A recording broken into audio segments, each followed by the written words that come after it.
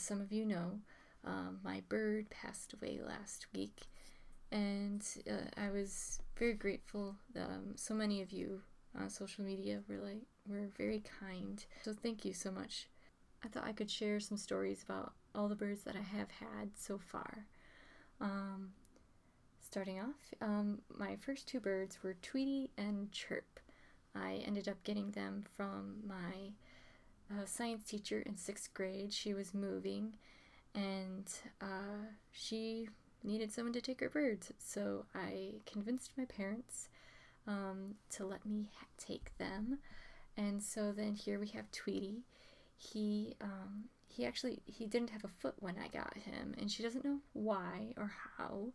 And so there he is, him with his stub of a foot. He was quite a character, and he didn't seem to be hindered at all by the fact that he didn't have a foot there at all. Now, his brother, Chirp, he was a very sleek little guy. He was always very nice, and he wasn't fluffy all the time like Tweety was. And he was a very pretty boy, and he always seemed to be the more active one, but he actually was the first one to die. And after Chirp died, because they're companion birds, I ended up getting Shinri.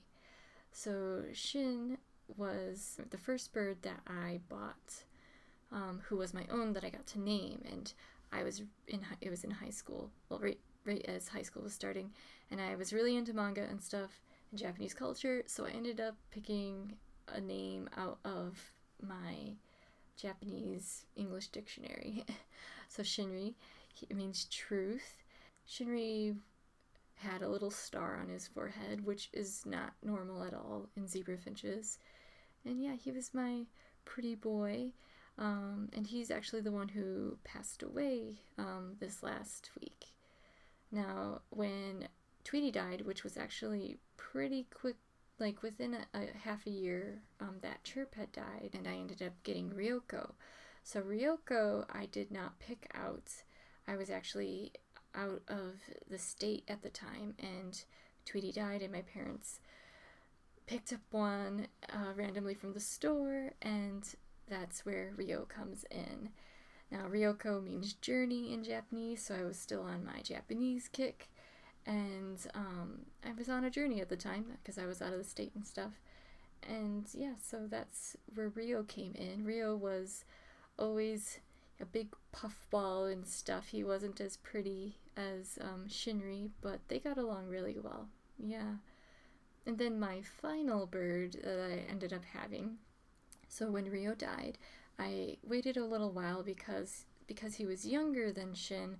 I figured, Shin might pass away soon too, and I didn't want to get another bird without, and then if I had to leave if I was finally going to move out, I didn't want to traumatize any bird.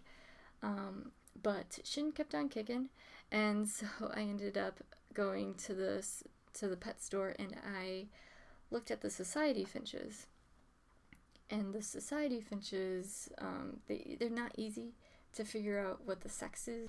I ended up choosing one that I thought was chirping a lot, like the males do normally, but I ended up getting Fane. It means halo, and I got it because of the feathers that are at the top of its head. Well, Fane was a girl, and so that was my first experience with a female finch. In the end, though, she ended up getting egg binding within the first few months that I had her, and she passed away. And so that was very traumatic, and I ended up not getting another finch after that, and I ended up just being Shinri's companion. So Shin ended up living much longer than expected, and for which I'm totally grateful for.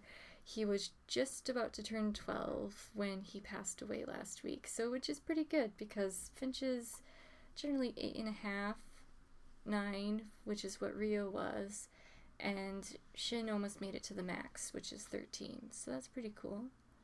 So yeah, thank you for listening. I hope that you found it interesting, my little bit of adventure with my birds. I miss them a lot. Well, I won't be getting another bird until I find a new place to live. So, yeah, I look forward to that when that happens. But for now, thank you very much for listening and for watching.